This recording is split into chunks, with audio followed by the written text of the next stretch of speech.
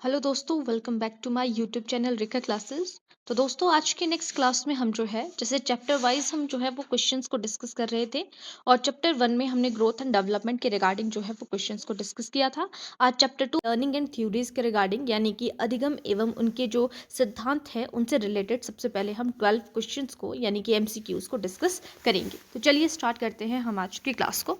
जैसे आपके पास सबसे पहला क्वेश्चन है यहाँ पर, लर्निंग इज अ, यानी कि जो आपका लर्निंग है, क्वेश्चन आपसे पूछा जाता है कि अधिगम क्या है। तो अधिगम जो है वो परमानेंट चेंज इन बिहेवियर है, या टेम्परेरी चेंज है, या सडन इवेंट है, या नो चेंज है।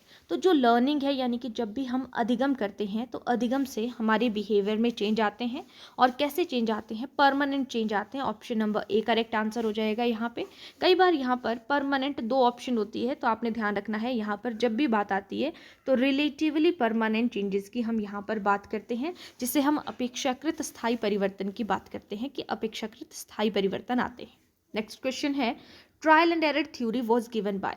थोड़ा सा स्पीड से हम लेके चलेंगे क्योंकि कई क्वेश्चंस जो क्या होते हैं ना आपके रिपीटेड होते हैं। इंपॉर्टेंट क्वेश्चंस के जो है वो छोटे छोटे सेट्स बनाए थे, उनको मैंने मर्ज करके आप लोगों के लिए यहाँ पर जो है वो तभी आप लोगों ने देखा होगा कि नंबरिंग भी जो है वो कई बार आगे पीछे हो जाती है। तो आपने नंबरिंग के ऊपर ध्यान नहीं देनी है कि कौन सा नंबर किसके ऊपर है, या 29 के बाद ये नंबर पड़ गया, उसकी टेंशन नहीं लेनी है। तो वो छोटे छोटे सेट्स को मैंने इकट्ठा करके जो जो क्वेश्चन है उनको इकट्ठा यहाँ पर किया हुआ है।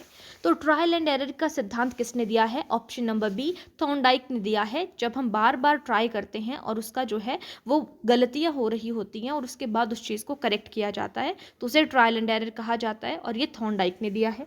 Next question, Pavlov is famous for. जो पैवलोव है वो किस चीज़ के लिए फेमस है? क्लासिकल कंडीशनिंग के लिए, प्राचीन अनुबंधन के सिद्धांत के लिए वो प्रसिद्ध है। Next question, according to Thorndike first condition of learning is. अगर हम थॉर्नडाइक की अकॉर्डिंग बात करें तो अधिगम की पहली शर्त क्या है? आप यहाँ पर इसे शर्त कह सकते हो, कंडीशन कह सकते हो, या इसके अलावा आप इसे जो है वो ये भी कह सकते हो कि पहला प्राइमरी लॉ क्या है। तो सबसे पहली शर्त होती है कि जब आपको अधिगम करना है तो आप क्या होने चाहिए? रेडी होने चाहिए। तो रेडीनेस जो है वो लर्निंग की पहली कंडीशन होती है। ऑप्शन सी करेक्ट आंसर होगा। नेक्स्ट क्वेश्चन है, बंडूरा एक्सपेरिमेंट इंक्लूडेड। जो बंडूरा है, एल्बर्ट बंडूरा, इन्होंने किस चीज़ के ऊपर एक्सपेरिमेंट किया है? बोबोडॉल के ऊपर एक्सपेरिमेंट किया है, और इन्होंने कहा था ऑब्जर्वेशन लर्निंग के बारे में, इमिटेट लर्निंग के बारे में, और इसके अलावा जो है वो मॉडलिंग लर्निंग के बारे में।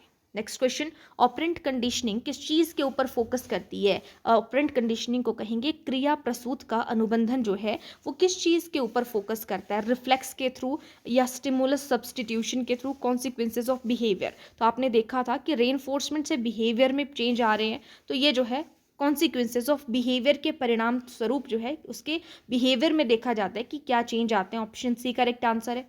कौन यहाँ पे नेक्स्ट क्वेश्चन है, कंस्ट्रक्टिविज्म एनकरेजेस। जो रचनावाद है वो किसको प्रोत्साहित करता है? तो रचनावाद में कहा जाता है कि बच्चा एक्टिव होना चाहिए, सक्रिय होना चाहिए, तभी जो वो है चीज़ों को क्रिएट कर सकेगा। तो एक्टिव पार्टिसिपेशन को प्रोत्साहित करता है हमारा कंस्ट्रक्टिविज्म।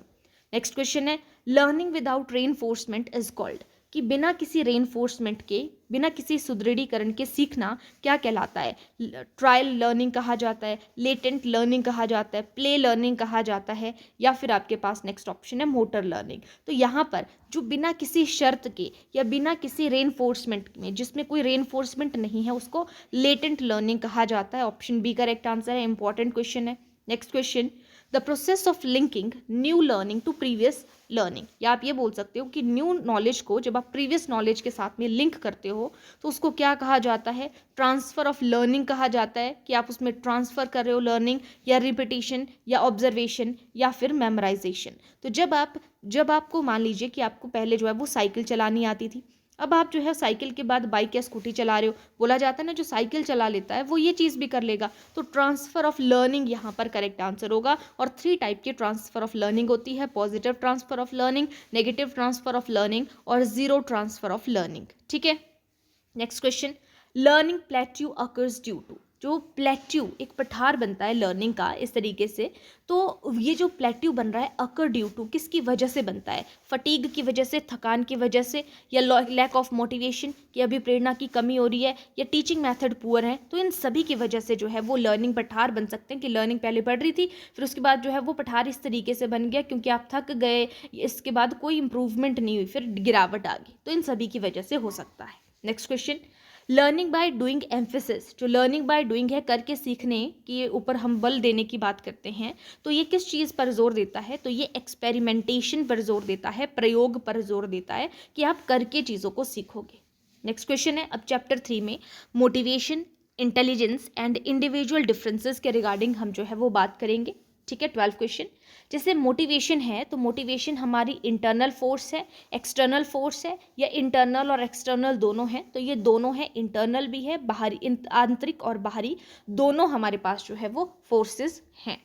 नेक्स्ट है intrinsic motivation is based on, जो इंट्रिंसिक मोटिवेशन होती है वो किस चीज़ के ऊपर बेस्ड होती है? हम बोलते हैं ना, अगर आपको इंटरनली मोटिवेशन मिल रही है ना, इंटरनली मोटिवेशन का मतलब है आप खुद से किसी चीज़ को करने के लिए इंटरेस्ट शो कर रहे हो, तो यानी कि इंटरेस्ट है अगर आपका और जिज्ञासा है आपको किसी चीज़ को जानने की, उसे इंट्रिंसिक मोटिवेशन कहेंगे। ठीक है, अगर आपको कोई प्राइज़ दे रहा है तो वो आपकी एक्सटर्नल मोटिवेशन या एक्सट्रिंसिक मोटिवेशन होगी। Next question, which of the following increase motivation, इनमें से मोटिवेशन को कौन इंक्रीज करता है, बढ़ाता है? तो जब हम किसी को एनकरेज करते हैं तो इस चीज़ से जो है वो प्रेरणा बढ़ती है। Option number A correct answer होगा। Next question, intelligence is, intelligence क्या है, बुद्धि क्या है? तो बुद्धि एक प्रकार की क्षमता है हमारे अंदर जिसमें हम चीज़ों को सीख सकते हैं, लर्न कर सकते हैं और समायोजन स्थापित करते हैं। ऑप्शन ए करेक्ट आंसर हो जाएगा। Intelligence is ability to learn and adjust. Next question, the term IQ was given by, IQ term जो है वो किसने दी है? तो यहाँ पे ऑप्शन बी करेक्ट आंसर होगा। IQ टर्म जो है वो आपके IQ टर्म की बात कर रहे हैं, इंटेलिजेंस की बात नहीं कर रहे हैं। इंटेलिजेंस का कॉन्सेप्ट जो है वो दिया है हमारे पास बिने ने। जब हम IQ टर्म की बात कर रहे हैं तब यहाँ पे एक है IQ फॉर्मूला। ठीक है, अगर IQ का फॉर्मूला दिया हो, पूछा है कि किसने दिया है, तो आएगा स्टर्न। अगर आपके पास पूछा है IQ का कॉन्सेप्ट किसने दिया है, ठीक है, या आपके पास जो है वो IQ intelligent quotient was given by, term किसने दी है, क्योंकि यहाँ पे और कोई ऑप्शन नहीं है। थॉर्नडाइक का हमारे पास जो है वो एडवर्ड ली थॉर्नडाइक एजुकेशनल साइकोलॉजी से रिलेटेड है। स्पीयरमैन ने जो है G और S फैक्टर दिए हैं। स्किनर ने ऑपरेंट कंडीशनिंग दी है। इसलिए हम जो है वो बिने के साथ में जाएंगे, क्योंकि इंटेलिजेंस का जो कॉन्सेप्ट है वो बिने ने ही दिया है और टर्म IQ भी इन्होंने दी है। नेक्स्ट क्वेश्चन, अभी हम इसी से रिलेटेड बात कर रहे थे कि IQ का फॉर्मूला स्टर्न ने दिया है। ठीक है, और ये फॉर्मूला है क्या? तो ये है MA/CA multiply by 100, mental as upon chronological S multiply by 100। Option A correct answer होगा। नेक्स्ट है Spearman intelligence theory is given bye, जो स्पीयरमैन ने बुद्धि सिद्धांत दिया था उसे क्या कहेंगे? 2 फैक्टर थ्योरी कहा जाता है। एक जनरल फैक्टर है और एक जो है वो S फैक्टर है। जनरल और स्पेसिफिक फैक्टर, सामान्य और विशिष्ट कारक जो है इन्होंने दिए हैं। Next question, Harvard gardener proposed, जो हार्वर्ड गार्डनर हैं इन्होंने कौन सा सिद्धांत दिया है? तो हार्वर्ड गार्डनर ने कहा कि इंटेलिजेंस एक नहीं है, दो नहीं है, बल्कि बहुत बहुबुद्धि है, यानी कि अलग अलग टाइप के हमारे पास जो है वो फैक्टर्स यहाँ पर आते हैं। तो मल्टीपल इंटेलिजेंस थ्योरी जो है वो दी है हार्वर्ड गार्डनर ने। Next question, individual differences occur due to, जो इंडिविजुअल डिफरेंसेस होते हैं ना, हम बोलते हैं किसी व्यक्ति का इंटरेस्ट अलग है, एज अलग है, कास्ट अलग है ना, तो अलग अलग तरीके से उसका जो है एप्टीट्यूड अलग है, किसी चीज़ को देखने का नज़रिया अलग है। तो व्यक्तिगत विभिन्नताएं किस कारण से हो सकती हैं? तो ये आपकी हेरिडिटी की वजह से भी हो सकती है और आपके एनवायरनमेंट की वजह से भी, तो वंशानुक्रम और वातावरण की वजह से इंडिविजुअल डिफरेंसेस हो सकते हैं। Next question, a slow learner student needs, एक धीमी गति से सीखने वाले छात्र को किसकी आवश्यकता होती है? तो जो व्यक्ति धीमी गति से सीखता है उसको जो है वो एक्स्ट्रा गाइडेंस की ज़रूरत होती है। ऑप्शन ए करेक्ट आंसर हो जाएगा। Next question, gifted children needs, जो प्रतिभाशाली बच्चों को किसकी आवश्यकता होती है? एनरिचमेंट प्रोग्राम की, स्लो टीचिंग की, रोट लर्निंग की, रटने की मतलब, और लो एक्सपेक्टेशंस की? नहीं, एनरिचमेंट प्रोग्राम होना चाहिए, समृद्ध जो है वो प्रोग्राम होना चाहिए प्रतिभाशाली बच्चों के लिए। ऑप्शन ए करेक्ट आंसर है। Next question, a teacher should handle classroom diversity through, शिक्षक को कक्षा में विविधता को कैसे संभालना चाहिए? एक टीचिंग मेथड के थ्रू, डिफ्रेंशिएटेड इंस्ट्रक्शंस के थ्रू, विभेदीकरण अनुदेशन के थ्रू, यानी कि डिफ्रेंशिएट इंस्ट्रक्शंस हमें डिफरेंट डिफरेंट देनी चाहिए, या पनिशमेंट मेथड के थ्रू हमें जो है वो संभालना चाहिए, या इग्नोर करना चाहिए। तो करेक्ट आंसर हो जाएगा डिफ्रेंशिएटेड इंस्ट्रक्शंस के थ्रू, अलग अलग को डिफ्रेंशिएट तरीके से आपको समझाना चाहिए। अब आ जाते हैं language development and special needs के according. CWSN child with special needs की हम, या चिल्ड्रन विद स्पेशल नीड्स की हम बात करते हैं, तो हम लैंग्वेज डेवलपमेंट से रिलेटेड और स्पेशल नीड्स वाले जो स्टूडेंट्स हैं उनसे रिलेटेड MCQs देखेंगे। जैसे लैंग्वेज डेवलप्स थ्रू, जो लैंग्वेज है वो भाषा किसके माध्यम से विकसित होती है, लिसनिंग के, रीडिंग के, राइटिंग के, या स्पीकिंग ओनली। तो जब हम सबसे पहले क्या करेंगे, यहाँ पे सुनते हैं ना, तो सबसे पहले तो यही वाला पॉइंट आ जाता है, जब हम सुनेंगे तभी तो हम जो है आगे बोल पाएंगे, लिख पाएंगे, है ना। तो ऑप्शन ए करेक्ट आंसर होगा। Next question, sensitive period of language learning के लिए सेंसिटिव पीरियड कौन सा है? 2 से 6 वर्ष का जो है वो सेंसिटिव पीरियड है, option B. Dysgraphia affects, dysgraphia किस चीज़ को अफेक्ट करता है? राइटिंग को करता है, ऑप्शन बी करेक्ट आंसर हो जाएगा। अब आ जाते हैं ADHD। ADHD students have difficulty in, जो ADHD वाले छात्रों को किसमें कठिनाई होती है? एक टाइप का डिसऑर्डर है ये भी, ठीक है। तो जो ADHD वाले होते हैं, हाइपर डिफिशिएंसी हम बोलते हैं, तो ये होती है आपके पास जिनको अटेंशन की जो है प्रॉब्लम है, अटेंशन नहीं कर पाते, कंसंट्रेशन किसी चीज़ के ऊपर नहीं बन पाती है, तो ये इनमें अटेंशन और कंसंट्रेशन में प्रॉब्लम होती है ADHD वाले बच्चों को। नेक्स्ट है a teacher dealing with a child with special speech disorder. एक बाक विकार वाले बच्चे को शिक्षक कैसे संभाले, जिसको जो है वो स्पीच डिसऑर्डर है, उसको टीचर जो है वो कैसे संभालेगा? इंटरप्ट स्पीच, उसको जब वो बोल रहा है उस टाइम पे उसको इंटरप्ट करो। फोर्स टू स्पीक फास्ट, उसको फोर्स करो कि वो जल्दी बोले। एनकरेज स्लो स्लीपिंग, को भी उसके एनकरेज करे कि वो स्लो बोल रहा है, उसको एनकरेज करे या इग्नोर करे। तो हमें एनकरेज करना है, अगर वो धीमी गति से भी बोल रहा है तब भी हमें उसे क्या करना है? एनकरेज करना है, ऑप्शन सी करेक्ट आंसर होगा।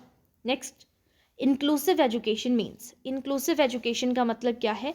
जहाँ पर सभी, same school for all children, सभी बच्चों के लिए सेम स्कूल हो, ऑप्शन बी करेक्ट आंसर होगा।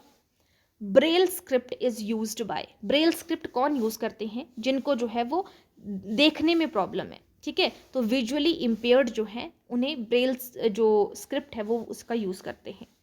Autism is mainly related to, autism भी एक डिसऑर्डर है आपका, तो ये किस चीज़ से रिलेटेड है?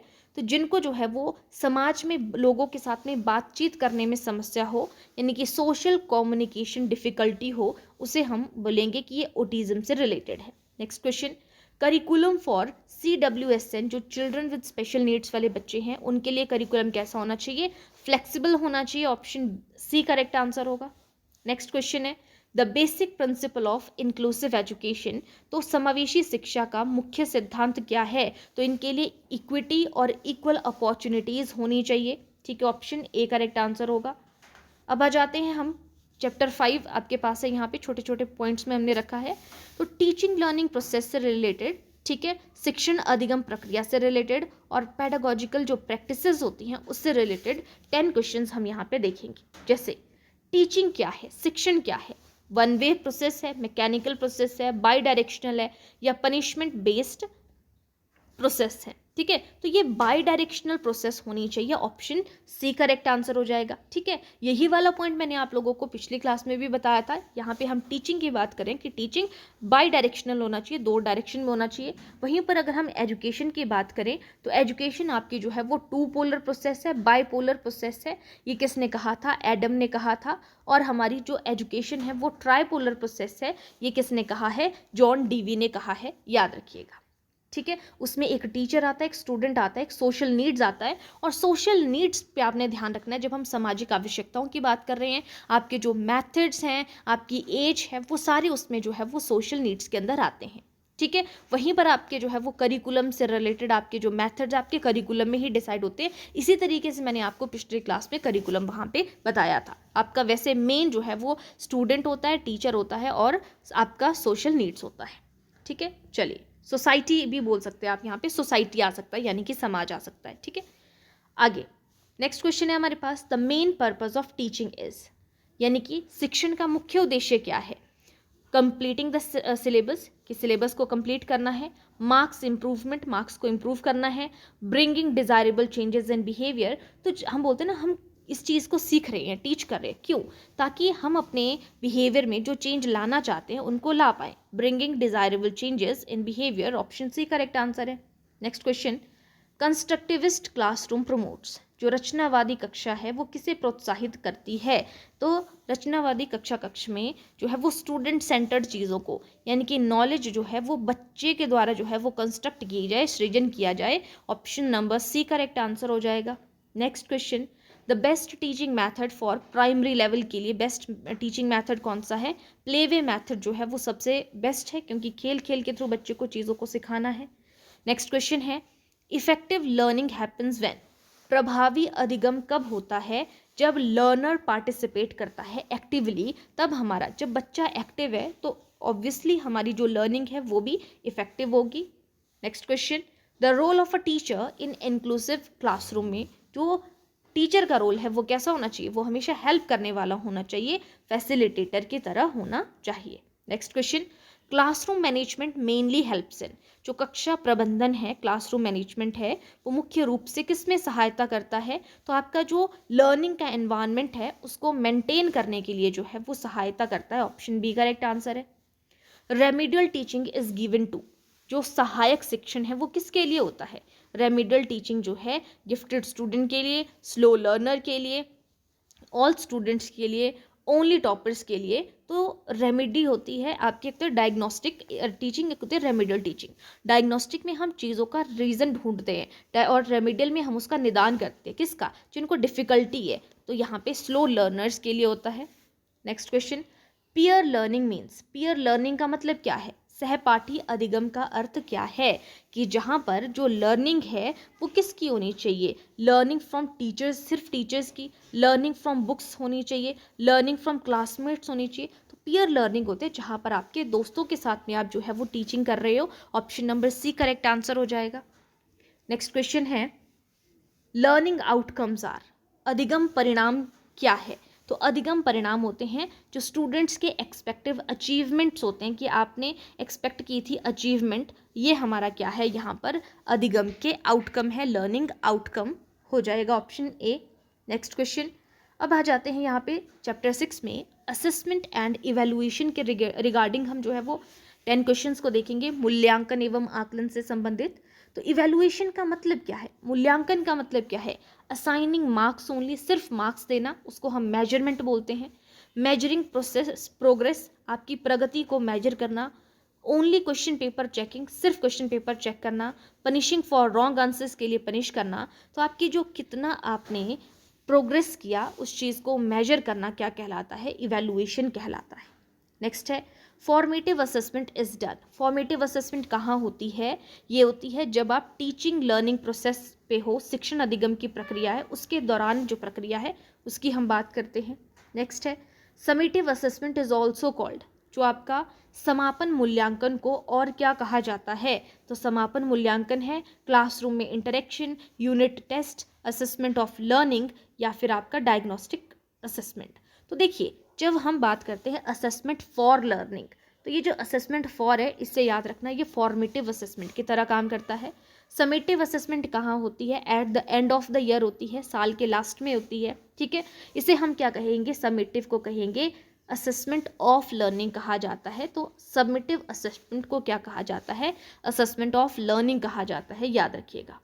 Diagnostic assessment helps in, diagnostic assessment किस चीज़ के लिए हेल्प करता है? आइडेंटिफाई करने के लिए, जो लर्निंग डिफ़िकल्टीज़ है, पढ़ने में जो भी आपको प्रॉब्लम्स आती है उस चीज़ को आइडेंटिफाई करने में हेल्प करता है। कॉन्टीन्यूस एंड कॉम्प्रिहेंसिव एवेल्युएशन, जिसे हम CCE कहते हैं, फोकस ऑन, ये किस चीज़ के ऊपर फोकस करता है? तो ये स्कॉलिस्टिक और को स्कॉलिस्टिक एरियाज जो है आपके सहगामी या और पाठ्य सहगामी क्रियाओं को, दोनों को जो है यहाँ पर उन दोनों पर फोकस करता है। नेक्स्ट है, anecdotal record is used to record, व्यवहार संबंधी महत्वपूर्ण घटनाओं को दर्ज करने के लिए क्या उपयोग होता है? जो भी आपके बिहेवियर से संबंधित घटनाएं हैं उनको दर्ज करने के लिए क्या उपयोग होता है या क्या उपयोगी होता है? अटेंडेंस, मार्क्स, रिमार्केबल बिहेवियर, जो आपका बिहेवियर है, या फिर होमवर्क। तो एनेक्डोटल रिकॉर्ड जो है वो आपके बिहेवियर का जो है वो रिमार्क किया जाता है। ऑप्शन सी करेक्ट आंसर है। एक है rubric, rubric are used for, तो रूब्रिक किसके लिए यूज़ किया जाता है? पनिशमेंट के लिए, स्ट्रक्चर्ड स्कोरिंग करने के लिए, होमवर्क को चेक करने के लिए, नोट मेकिंग के लिए, नोट बनाने के लिए। तो ये आपके जो स्ट्रक्चर्ड स्कोरिंग के लिए कि एक ढांचे की तरह आपका स्कोर किया जा सके, एक पर्टिकुलर स्कोर स्ट्रक्चर हो उसका। तो rubrics are used for structured scoring. Next question, portfolio assessment includes. Portfolio मूल्यांकन में क्या होता है? स्टूडेंट क्रिएटेड वर्क सैम्पल्स, उसके काम के सैम्पल्स होते हैं पोर्टफोलियो में, टीचर्स के नोट होते हैं, टेस्ट पेपर होते हैं, होमवर्क होता है। ऑप्शन ए करेक्ट आंसर होगा। पोर्टफोलियो में स्टूडेंट ने जो काम किया है उसके सैम्पल्स होंगे कि ये इसकी उपलब्धि है। नेक्स्ट है फीडबैक शुड बी। फीडबैक जो है वो कैसी होनी चाहिए? फीडबैक जो है वो इमीडिएट दे जानी चाहिए, बच्चे को देर नहीं करनी चाहिए हमें, ना ही ज़्यादा हार्श होनी चाहिए, और कंस्ट्रक्टिव होनी चाहिए। ऑप्शन बी करेक्ट आंसर होगा। Next question, objective type questions measure. जो ऑब्जेक्टिव टाइप क्वेश्चंस होते हैं वो किसे मापते हैं? सिर्फ मेमोरी को, high order skill only, both low and cognitive. तो ये दोनों को, जो लोअर और हायर कॉग्निटिव स्किल्स है, दोनों को मेजर करते हैं objective type test.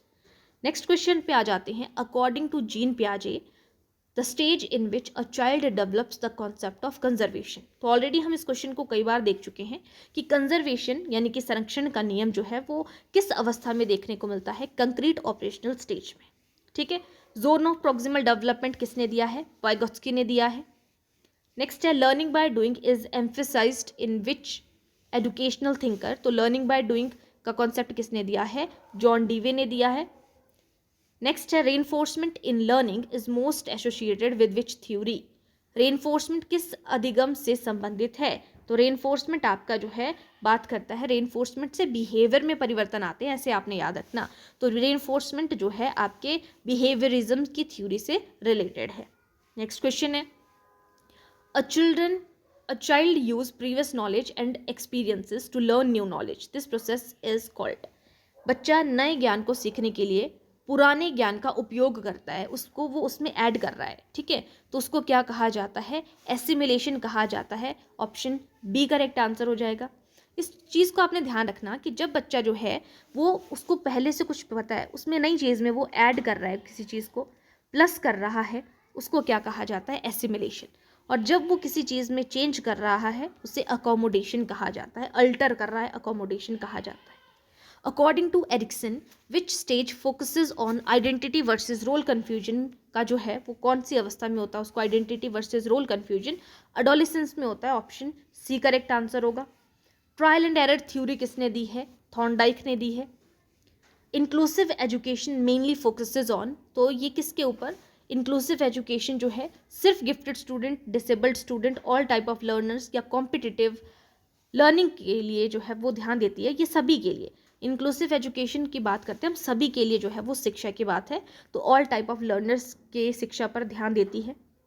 Next question है, a teacher provides help when a student is unable to solve a task. कोई बच्चा है वो किसी काम को करने में असमर्थ है और आप उसको हेल्प प्रोवाइड कर रहे हो, स्लोली विड्रॉज सपोर्ट, और आप उसको स्लोली वहाँ पे सपोर्ट दे रहे हो, उसको क्या कहा जाता है? टेम्परेरी हेल्प दी जाती है, उसे स्कैफोल्डिंग कहा जाता है। ऑप्शन ए करेक्ट आंसर है। According to Kolb learning cycle include how many stages. तो कॉल्व के अनुसार अधिगम चक्र में कितने चरण हैं? तो यहाँ पर करेक्ट आंसर हो जाएगा हमारे पास ऑप्शन नंबर सी, 4 चरण हैं। अगर हम अकॉर्डिंग टू कॉल्व की बात करें, अगर किसी ने जो है मुझसे डिटेल में इस चीज़ को पढ़ा है, अगर आपको डिटेल में कोई टॉपिक चाहिए होगा वो भी आप मुझे बता देना। इस तरीके से जो है वो 4 चरण इन्होंने दिए हुए हैं, अलग अलग यहाँ पर बताया हुआ है। ठीक है, आगे चलेंगे। Operant conditioning theory was given by, तो हमें पता है किसने दी है? स्किनर ने दी है operant conditioning. Language acquisition device concept is given by नॉर्म Chomsky. Option B correct answer है। Observational learning based learning theory is also known as discovery learning. अच्छा सॉरी, ये मैंने आपको थोड़ा सा ये बता दिया। ऑब्जर्वेशन की बात कर रहे हैं तो इसे मॉडलिंग कहेंगे, और डिस्कवरी थ्योरी किसने दी है? हमारे जेरोम ब्रूनर ने दी है, ये याद रखिएगा। नेक्स्ट क्वेश्चन है, motivation that comes from with in the learner is called. जो प्रेरणा सीखने वाले के अंदर से आती है उसे क्या कहा जाता है? इंटरनल और इंट्रिंसिक मोटिवेशन कहा जाता है। The first step of the learning process वो कौन सा है? तो लर्निंग प्रोसेस का पहला स्टेप कौन सा हो जाएगा? अटेंशन हो जाएगा। Option number B correct answer हो जाएगा। Which of the following is a characteristics of a gifted children की कौन सी कैरेक्टरिस्टिक्स होती है? निम्नलिखित में से कौन सा प्रतिभाशाली बच्चे की विशेषता है? तो प्रतिभाशाली बच्चे की विशेषता क्या होती है? प्रतिभाशाली बच्चे में क्या होती है, हाई क्रिएटिविटी होती है, हाई कमिटमेंट होती है, मैंने आपको बताया था, हाई इंटेलिजेंस होती है। नेक्स्ट क्वेश्चन पे चलेंगे। डिसलेक्सिया जो है वो किस चीज़ से संबंधित है, हमारा रीडिंग से संबंधित है, और डिस्ग्राफिया राइटिंग से संबंधित, और डिसकैलकुलिया मैथ्स की कैलकुलेशन से संबंधित होता है। मॉरल डेवलपमेंट थ्योरी जो है वो किसने दी है, नैतिक विकास का सिद्धांत जो है वो कोहलवर्ग ने दिया है। और यहाँ पे फ्राइड का नाम आ रहा है, तो मैं आप लोगों को बता दूं, इन्होंने जो है वो साइको एनालिटिकल थ्योरी जो है इन्होंने दी है, ठीक है, साइको एनालिटिकल थ्योरी। और जो वैगोत्स्की हैं इन्होंने सोशल कल्चरल थ्योरी दी है, ठीक है, सोशियो कल्चरल थ्योरी दी है कोहलवर्ग ने। मॉरल डेवलपमेंट पैवलव ने क्लासिकल कंडीशनिंग, ये हमने देखा था। क्रिटिकल थिंकिंग डेवलप्स, बच्चे के अंदर आलोचना करना, यानी कि क्रिटिकल थिंकिंग डेवलप होती है मेनली ड्यूरिंग विच पियाजे स्टेज। तो क्रिटिकल थिंकिंग जो है, आलोचनात्मक सोच, बच्चा किस अवस्था में जो है वो आती है, तो ये आएगा formal operational stage, option C correct answer होगा। आप एब्स्ट्रैक्ट थिंकिंग भी बोल सकते हो, क्रिटिकल थिंकिंग भी बोल सकते हो। The process of adjusting old ideas with new information is learned is called. नई जानकारी मिलने पर पुरानी जानकारी में जब आप संशोधन कर रहे हो, नई जानकारी में आप कुछ चेंज ला रहे हो, उसको क्या कहा जाता है, चेंज की बात कर रहे हैं हम यहाँ पर। तो नई जानकारी में संशोधन का मतलब है चेंज लाना, तो उसे क्या कहा जाता है, अकोमोडेशन कहा जाता है। किसी चीज़ में आप जमा कर रहे हो, प्लस कर रहे हो, ऐड कर रहे हो, तो उसको क्या कहा जाता है, एसिमिलेशन कहा जाता है। ऊपर मैंने यही क्वेश्चन आपको समझाया था। Playway method was introduced by, किसने किया है प्लेवे मेथड, फ्रॉबल ने किया है। ऑप्शन सॉरी, मैंने प्लेवे बोल रही थी, प्लेवे जो है वो जॉन डीवे ने किया है, ठीक है। किंडरगार्टन मेथड जो है वो फ्रॉबल ने दिया है, ठीक है। नेक्स्ट क्वेश्चन है आपके पास, a child who can not see but can hear is called. जो बच्चा देख नहीं सकता लेकिन सुन सकता है, उसे क्या कहा जाता है, देख नहीं सकता है लेकिन सुन सकता है, वो सुन सकता है तो उसको क्या कहेंगे, देखने के लिए मेंटली चैलेंज्ड बोलेंगे, डिसलेक्सिक चाइल्ड बोलेंगे, हियरिंग बोलेंगे, तो उसे ब्लाइंड बोलेंगे, देख नहीं सकता है वो, ठीक है। तो सुन तो सकता है ना, लेकिन तो ब्लाइंड चाइल्ड होगा जो देख नहीं सकता है। Learning takes place best when the child is, सीखना सबसे अच्छा तब होता है जब बच्चा क्या हो, एक्टिव हो और एंगेज हो, ठीक है। नेक्स्ट है child which learning theory suggest trial and error, किसने जो है वो सजेस्ट किया था यहाँ पे, तो आपको पता है थॉर्नडाइक ने ट्रायल एंड एरर का सिद्धांत दिया है। नेक्स्ट क्वेश्चन है, according to Harvard Gardner intelligence क्या है, मल्टीपल एबिलिटीज है जिसमें बहुत सारी क्षमताएं होती हैं। The process where the neutral stimulus becomes meaningful is called, जिसमें एक तटस्थ उत्तेजना अर्थपूर्ण हो जाती है, उसे क्या कहा जाता है। क्लासिकल कंडीशनिंग में हम न्यूट्रल स्टिमुलस, अनकंडीशनल स्टिमुलस, इस तरीके से बात करते हैं, तो क्लासिकल कंडीशनिंग करेक्ट आंसर होगा। Insightful learning was proposed by, तो इंसाइटफुल लर्निंग का कॉन्सेप्ट किसने दिया है, कोहलर ने दिया है, ऑप्शन बी करेक्ट आंसर हो जाएगा। A teacher praises a student, एक शिक्षक छात्र की प्रशंसा करता है, किसका एग्जाम्पल है, वो उसकी प्रशंसा कर रहा है। पनिशमेंट, रेनफोर्समेंट, मॉडलिंग या कंडीशनिंग, तो वो प्रशंसा करता है, रेनफोर्समेंट है ये, ठीक है। एक टाइप का पुनर्वलन है कि बहुत अच्छे बेटा तुम कर सकते हो, तो ये पुनर्वलन हमें से हिंदी में कहेंगे। According to Jerome Bruner the highest level of representation, तो हाइएस्ट लेवल कौन सा है, इनएक्टिव स्टेज है पहला, आइकॉनिक है दूसरा, सिंबॉलिक है तीसरा। तो हाईएस्ट प्रतिनिधित्व की हम बात कर रहे हैं, हाईएस्ट लेवल की बात करें तो हमारा सिंबॉलिक यहाँ पर करेक्ट आंसर हो जाएगा। इनएक्टिव पहला है, आइकॉनिक दूसरा है, सिंबॉलिक तीसरा है। नेक्स्ट क्वेश्चन है, scaffolding belongs to which theorist, तो ये है आपका वाइगोत्स्की से संबंधित है scaffolding. The best method to understand a child, को समझने का बेस्ट मैथड कौन सा है, ऑब्जर्वेशन, बच्चे को आकलन करके। According to Freud the moral part of personality is, तो मॉरल पार्ट कौन सा है, तो देखो इड जो है हमारा वो प्लेजर यानी कि सुखवादी नियम से संबंधित है, ईगो जो है वो रियलिटी यानी कि वास्तविकता से संबंधित है, और सुपर ईगो जो है वो मोरालिटी यानी कि नैतिकता से संबंधित है।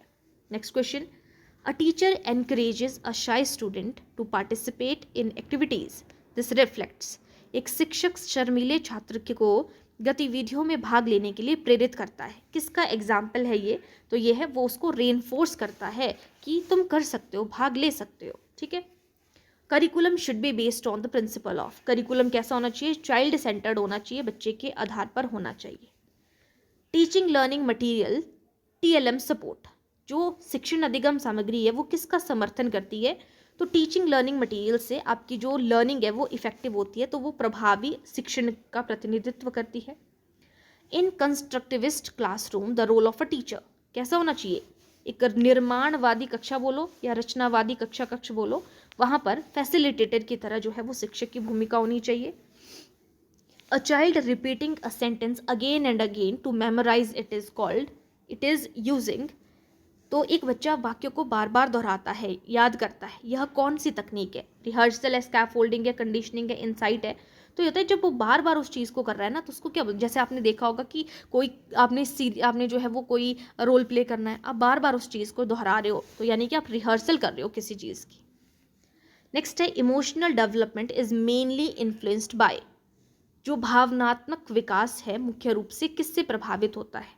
एनवायरनमेंट से, न्यूट्रिशन से, क्लाइमेट से, फर्नीचर से, तो आपके वातावरण से प्रभावित है। अ स्लो लर्नर नीड्स, जो स्लो लर्नर होता है, जो धीमी गति से सीखता है, उसको एक्स्ट्रा स्कॉल्डिंग की, एक्स्ट्रा डांट की ज़रूरत होती है, पर्सनलाइज्ड इंस्ट्रक्शन की, पनिशमेंट की, इग्नोरेंस की, तो उसे पर्सनलाइज्ड निर्देशन की, मतलब उसको पर्सनली आपको गाइड करना पड़ेगा, निर्देशन की आवश्यकता होती है उससे। नेक्स्ट है continuous and comprehensive evaluation was introduced under, तो इसको कहाँ पर जो है वो इंट्रोड्यूस किया गया था? तो जब हम यहाँ पे बात करते हैं तो आपकी NEP 2020 की हम यहाँ पे बात करते हैं, CCE का कॉन्सेप्ट आपका नेशनल एजुकेशन पॉलिसी 2020 के अंतर्गत लागू किया गया था। Learning disability related to writing is called, तो लिखने से संबंधित है, डिस्ग्राफिया। नेक्स्ट है best evaluation to measure child progress over time, समय के साथ बच्चे की प्रगति मापने का सर्वोत्तम मूल्यांकन कौन सा है समय के साथ में? तो उसको बोलेंगे फॉर्मेटिव। समय के साथ में आप चेक कर रहे हो कि बच्चे ने आज कितना सीखा है, आज कल कितना सीखा, formative assessment. At the end of के लिए हम क्या कहेंगे? समेटिव, और जिसे हम असेसमेंट ऑफ लर्निंग के नाम से जानते हैं। A teacher uses real objects to teach a vocabulary, आप एक बच्चे को वास्तविक वस्तुओं का उपयोग करके जो है वो शब्दावली सिखाने की कोशिश कर रहे हो। ये तरीका क्या है? एब्स्ट्रैक्ट लर्निंग है, कंक्रीट लर्निंग है, ऑडियो लिंग्वल लर्निंग है, कंडीशनिंग है। तो ये कंक्रीट लर्निंग है कि आप रियल चीज़ को टच करके जो है उसको सिखा रहे हो। नेक्स्ट है reward and punishment are used in which type of learning, इनाम और दंड जो है आप किस अधिगम सिद्धांत में उपयोग करते हैं? रिवॉर्ड भी दे रहे हो, पनिशमेंट भी दे रहे हो, बिहेवियरिज्म में, कंस्ट्रक्टिविज्म में, कॉग्निटिव में, ह्यूमनिज्म में।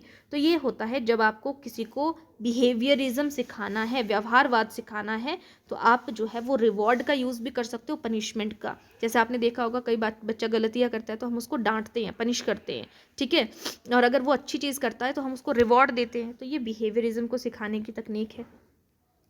A test that compares a child's performance with a standard benchmark is, वह परीक्षण जिसमें प्रदर्शन मानकों से तुलना की जाती है। कुछ हमारे पास स्टैंडर्ड बेंचमार्क होते हैं, उनसे हम किसी की जो है वो तुलना करते हैं, मानकों से तुलना करते हैं। तो ये एक प्रदर्शन मानक होते हैं कि इससे तुलना करनी है। Summative, non reference test, criterion, तो एक मतलब हम एक बेंचमार्क है, एक क्राइटेरिया पहले से सेट है, तो उसे क्या कहेंगे? Criterion reference test. जैसे कि आपको CTET पास करना एक क्राइटेरिया है कि आपके 90 नंबर आने चाहिए, ठीक है। नेक्स्ट है the ability to understand others feeling, जब हम दूसरों के भावनाओं को समझने की क्षमता रखते हैं तो उसे क्या कहा जाता है? दूसरों की भावनाओं को समझते हैं तो उसे क्या कहेंगे? एम्पैथी। जब आप अच्छे भाव रख रहे हो, लेकिन जब आपका जो है वो दया, दूसरों के प्रति आप बहुत ही दया वाले भाव रख रहे हो, तो वो है आपकी सिंपैथी। दूसरों की भावनाओं को समझ रहे हो अगर आप, तो वो है एम्पैथी। एम्पैथी आपका पॉजिटिव वर्ड होता है। According to Maslow the highest need is, Maslow के अकॉर्डिंग हाईएस्ट नीड कौन सी है? तो इसमें मैस्लो ने एक हमारे पास जो है वो ट्रायंगल फॉर्म में नीड्स दी हैं। सबसे हाईएस्ट आता है आपका self actualization, option D correct answer होगा। नेक्स्ट क्वेश्चन है the best sitting arrangement for group learning is, group learning के लिए या समूह में बैठने के लिए तो आपको कैसे बैठना चाहिए? सर्कल और यू शेप में बैठना चाहिए, है ना। तो जब आप ग्रुप लर्निंग कर रहे हो तो इस तरीके से बैठेंगे तो सारे एक दूसरे को की तरफ फेस कर पाओगे, ठीक है। रोज में बैठोगे तो एक दूसरे की पीठ पे आएगी, ठीक है।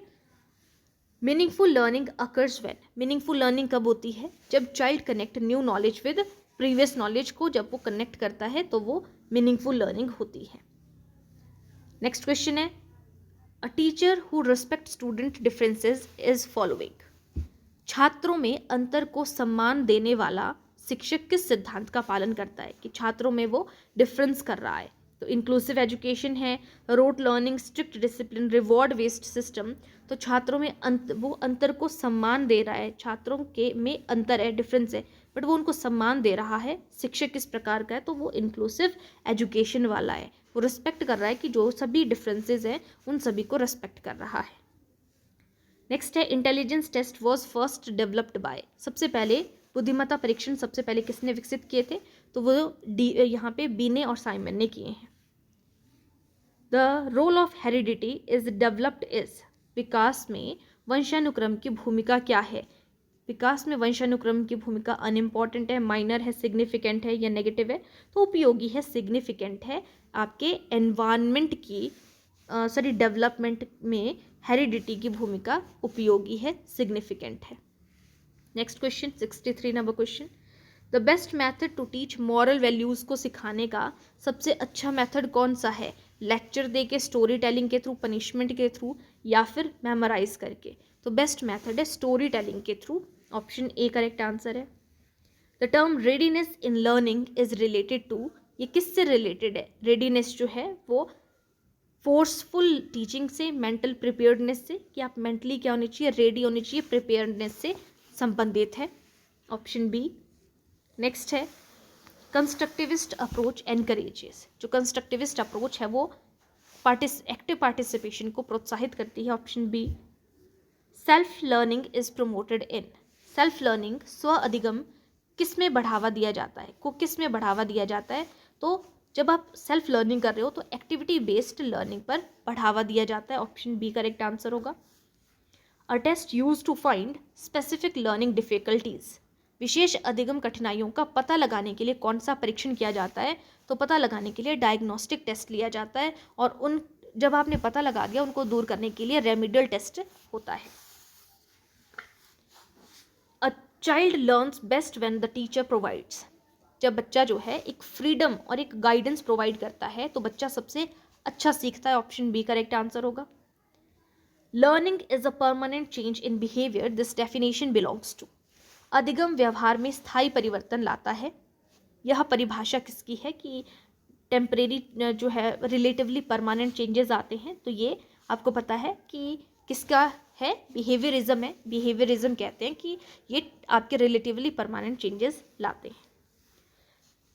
Peer learning happens when. Peer learning कब होती है, जब जो है वो स्टूडेंट्स जो है वो ग्रुप में काम करे, student learns from each other, जब बच्चे एक दूसरे से सीखते हैं। A learning style where student learn through movements and body actively. जिन अधिगम शैलियों में छात्र शरीर की गतिविधियों और गति से सीखता है उसे क्या कहते हैं। लर्निंग स्टाइल्स जहाँ पर टीचर लर्न करता है मूवमेंट से और बॉडी की एक्टिविटी से, उसे काइनेस्थेटिक लर्निंग कहा जाता है, जहाँ पे बॉडी की मूवमेंट से वो सीखता है। नेक्स्ट क्वेश्चन है मॉन्टेसरी मैथड फोकसेस ऑन। जो मॉन्टेसरी मैथड है वो उसका मुख्य फोकस क्या है। बच्चा मेमोराइज करके सीखेगा, लर्निंग थ्रू सेंसेस, सेंसेस का यूज़ करके, स्ट्रिक्ट डिसिप्लिन से या कंपटीशन से। तो मॉन्टेसरी मेथड होता है कि बच्चा जो है वो सेंसेस के थ्रू, 5 सेंसेस है हमारी, उनके थ्रू बच्चा जो है उनका यूज़ करके सीखता है, मॉन्टेसरी मेथड कहलाता है। Adolescence is also known as the. Adolescence को स्ट्रेस एंड स्टॉर्म का स्टेज भी कहा जाता है, ट्रांजिशन पीरियड भी इसे कहा जाता है, याद रखिएगा। और एडोलेसेंस जो है आपका चाइल्डहुड और अडल्टहुड के बीच में ब्रिज की तरह भी काम करता है। A teacher adjust her teaching based on student level, this is called. शिक्षक छात्र स्तर के अनुसार शिक्षण समायोजित करता है, इसे कहते हैं कि उनके टीचर एडजस्ट करता है टीचिंग को उनके स्टूडेंट लेवल को देखते हुए, तो इसे क्या कहेंगे, डिफरेंशिएटेड टीचिंग कहा जाता है, ऑप्शन ए करेक्ट आंसर है। The best way to encourage creative thinking. Creative thinking को प्रोत्साहित करने का सबसे अच्छा तरीका क्या है, आपके ओपन एंडेड क्वेश्चंस होने चाहिए। उससे जो है ओपन एंडेड क्वेश्चन से जो है वो स्टूडेंट की सोच को प्रोत्साहित करना आसान हो जाता है। मतलब ओपन एंडेड का मतलब है एक क्वेश्चन है उसके बहुत से सोल्यूशन आपके पास हो, और क्लोज एंडेड होता है आप एक ही आंसर हो आपको जिसका पता बस। The process of learning from mistake. गलतियों से सीखने की प्रक्रिया को क्या कहा जाता है? तो गलतियों से आप सीख रहे हो उसको ट्रायल एंड एरर कहा जाता है। ऑप्शन बी करेक्ट आंसर है। द लर्निंग बेस्ड थ्योरी या the learning theory based on insight belongs to, जो इनसाइट से संबंधित है उसे गेस्टॉल्ट साइकोलॉजी कहा जाता है, क्योंकि इनसाइटफुल लर्निंग कोहलर ने दी है और कोहलर जो है वो गेस्टॉल्टवादी है। ऑप्शन ए करेक्ट आंसर है। A teacher using pictures and flash card support, चित्र और फ्लैश कार्ड का उपयोग किसको समर्थन देता है? आप चित्र और फ्लैश कार्ड के थ्रू सीख रहे हो तो ये सेंसरी लर्निंग को, कि आप सेंसेस का यूज करके चीज़ों को सीख रहे हो। A child asking many questions indicate, जो बच्चा है बहुत से क्वेश्चन पूछता है तो आपके इंटेलिजेंस को और क्यूरियोसिटी को जो है वो संकेत करता है। Option B. Psychological development includes, मनोवैज्ञानिक विकास में क्या शामिल है? आपकी थिंकिंग है, इमोशंस है, आपके बिहेवियर है, वो मनोवैज्ञानिक विकास में शामिल है। नेक्स्ट है the purpose of education is to develop the child's, शिक्षा का उद्देश्य बच्चे के किस पहलू का विकास करना है? तो शिक्षा का उद्देश्य है बच्चे के कंप्लीट पर्सनैलिटी का विकास करना है। ऑप्शन बी करेक्ट आंसर होगा। लर्निंग इज मोस्ट इफेक्टिव कब होगी? जब वो क्या होगी, मीनिंगफुल होगी, तब वो सबसे ज़्यादा प्रभावी होती है। तो लर्निंग जो भी हम पढ़ रहे हैं, पढ़ा रहे हैं, वो मीनिंगफुल होना चाहिए, उसका कोई ना कोई अर्थ होना चाहिए। फर्स्ट स्कूल कौन सा होता है बच्चे का? उसकी फैमिली होती है। ऑप्शन सी करेक्ट आंसर है। The ability to perform maths operations develops in which पियाजे स्टेज, आपने गणितीय संचालन करना है तो उसमें क्षमता पियाजे के किस चरण में विकसित होती है? तो करेक्ट आंसर हो जाएगा कंक्रीट ऑपरेशनल स्टेज में। अगर आपको, जैसे हम बोलते हैं ना मैथ्स की रिवर्सिबिलिटीज, जो उसने जो है उसको चिन्हों का ज्ञान हो जाता है, तो वो कौन सी स्टेज में होता है? कंक्रीट ऑपरेशनल स्टेज में। ऑप्शन सी करेक्ट आंसर होगा। Giving equal opportunity to all learners reflects, सभी शिक्षार्थियों को समान अवसर देना क्या कहलाता है? इंक्लूसिव एजुकेशन, समावेशी शिक्षा कहलाती है। नेक्स्ट क्वेश्चन है children learn language best through, children जो है वो भाषा को सबसे अच्छे तरीके से कैसे सीखते हैं? तो इंटरेक्शन के through. Option B correct answer होगा। A teacher who motivates children to ask question is promoting, शिक्षक जो बच्चों को प्रश्न पूछने के लिए प्रेरित करता है उसे वह किसे प्रोत्साहित कर रहा है? तो वो इंक्वायरी बेस्ड लर्निंग को प्रोत्साहित कर रहा होता है। Classroom environment should be, classroom का एनवायरनमेंट कैसा होना चाहिए? डेमोक्रेटिक होना चाहिए और चाइल्ड फ्रेंडली होना चाहिए, बाल केंद्रित होना चाहिए। According to Kohlberg moral reasoning develops through, जो नैतिक तर्क है वो किसके माध्यम से विकसित होता है? तो पनिशमेंट के थ्रू। नैतिक तर्क जो है स्टेजेस के थ्रू, रिवॉर्ड्स के थ्रू, मोटिवेशंस के थ्रू। तो कोहलबर्ग के अनुसार जो उसने अलग अलग अवस्थाएं दी हैं उन स्टेजेस के तहत जो है वो आपका नैतिक तर्क जो है वो विकसित होता है। नेक्स्ट क्वेश्चन है अ चाइल्ड विद ADHD, हमने पहले भी देखा था, तो ये बच्चे आसानी से कहीं पर ध्यान नहीं लगा पाते, कंसंट्रेशन नहीं कर पाते, इस चीज़ में कठिनाई होती है। नेक्स्ट क्वेश्चन है group activities helps in developing, समूह गतिविधियां किसके विकास में मदद करती हैं? तो समूह गतिविधियां जो है वो सोशल स्किल्स होते हैं, आपके सामाजिक कौशल को सीखने में मदद करती हैं। Option B. नेक्स्ट है creativity in children increases when they are, बच्चों में रचनात्मकता कब बढ़ती है? बच्चों में रचनात्मकता तब बढ़ेगी जब जो है उनको फ्रीडम दी जाती है एक्सप्लोर करने की, ज़्यादा से ज़्यादा चीज़ों को दूसरों के साथ में बातचीत करके जो है वो खोज कर सके किसी चीज़ की। Which is not a principle of learning, का प्रिंसिपल नहीं है। तो देखो लर्निंग, हम चाहे लर्निंग का मतलब ये नहीं है कि हम जो है वो शिक्षा से संबंधित चीज़ों को सीख रहे हैं। लर्निंग हमारी जो है जहाँ जिस चीज़ से हमारे बिहेवियर में हमारे परमानेंट, रिलेटिवली परमानेंट चेंजेस आ सके उसे हम लर्निंग कह रहे हैं। तो लर्निंग कॉन्टीन्यूस होती है। लर्निंग के लिए हमें एक्टिव पार्टिसिपेशन की ज़रूरत होती है। जब भी हमें लर्निंग करनी है तो हमें एक्टिव होना चाहिए। लर्निंग जो है सिर्फ स्कूल में होती है, नहीं, ये नहीं हो सकता। तो ये सिद्धांत नहीं है। और learning is influenced by environment, पर्यावरण का प्रभाव पड़ता ही है आपके अधिगम पर। नेक्स्ट क्वेश्चन है a teacher uses story telling, drama and music this supports, शिक्षक कहानी, नाटक और संगीत का उपयोग करता है, यह किसका समर्थन करता है? तो वो मल्टीपल इंटेलिजेंस को करता है कि बच्चा कहानी, नाटक, संगीत, अलग अलग इंटेलिजेंस है इनमें, ठीक है। तो ये मल्टीपल इंटेलिजेंस थ्योरी का सपोर्ट करता है। नेक्स्ट क्वेश्चन है learning pace of every child is, हर बच्चे की सीखने की गति क्या होती है, डिफरेंट होती है, सबकी सेम नहीं हो सकती। नेक्स्ट क्वेश्चन है the most important factor in learning is, सीखने में सबसे महत्वपूर्ण कारक कौन सा है, तो सबसे इंपॉर्टेंट है आपके पास मोटिवेशन होनी चाहिए आपको, चाहे इंटरनल हो चाहे एक्सटर्नल हो। The best feedback is, best feedback कैसी होनी चाहिए, तो बच्चे को एकदम से आपको फीडबैक देनी चाहिए और जो आप उसको फीडबैक दे रहे हो वो मीनिंगफुल होनी चाहिए, अर्थपूर्ण होनी चाहिए। नेक्स्ट क्वेश्चन है a teacher encouraging peer tutoring is supporting, शिक्षक यदि साथी शिक्षण को प्रोत्साहित करता है तो वह क्या समर्थन कर रहा है, उसको वो एनकरेज कर रहा है। यदि शिक्षक साथी शिक्षण को प्रोत्साहित करता है तो वो क्या समर्थित कर रहा है, टीचर सेंटर्ड लर्निंग को प्रोत्साहित कर रहा है, कोऑपरेटिव लर्निंग को, कॉम्पिटिटिव लर्निंग को, पनिशमेंट को। तो जब शिक्षक यदि साथी शिक्षण को प्रोत्साहित करता है, पीयर ट्यूटरिंग को, तो इसका मतलब है कि वो कोऑपरेटिव लर्निंग कर रहे हैं, सभी मिलकर जो है वो सहगामी अधिगम कर रहे हैं या सहगामी शिक्षण कर रहे हैं। इमोशनल इंटेलिजेंस का मतलब क्या होता है, जब हम खुद, सांवेगिक बुद्धि का मतलब होता है, भावनात्मक बुद्धि भी हम इसे कहते हैं, इसका मतलब होता है जब हम पहचान कर सके खुद के और दूसरों के इमोशंस को और उनमें संभाल भी सके, उनको मैनेज भी कर सके, ऑप्शन बी करेक्ट आंसर होगा। और हमारा जो है आज का लास्ट क्वेश्चन, द स्टेटमेंट है आपके पास children are active constructor of knowledge is related to, कि बच्चे ज्ञान के सक्रिय निर्माता हैं, किस सिद्धांत से संबंधित है, कि बच्चे खुद से ज्ञान का सृजन करेंगे, नॉलेज को क्रिएट करेंगे, चीज़ों को सीखेंगे, एक्टिव एक्सप्लोरर हैं बच्चे। तो ये किसका है कहना है, कंस्ट्रक्टिविज्म का, यानी कि रचनावादियों का कहना है कि बच्चे एक्टिव बिल्डर्स ऑफ नॉलेज होते हैं, ज्ञान के सक्रिय निर्माता होते हैं, खुद से चीज़ों को क्रिएट करते हैं अगर आप उनको ओपन छोड़ देते हो, ठीक है, खुद से चीज़ों को एक्सप्लोर करना सीखते हैं। तो ये थे हमारे जो है वो चाइल्ड डेवलपमेंट एंड पेडागोजी से रिलेटेड, है ना, यानी कि सीडीपी के रिगार्डिंग जितने आपके इंपॉर्टेंट क्वेश्चंस बन सकते हैं।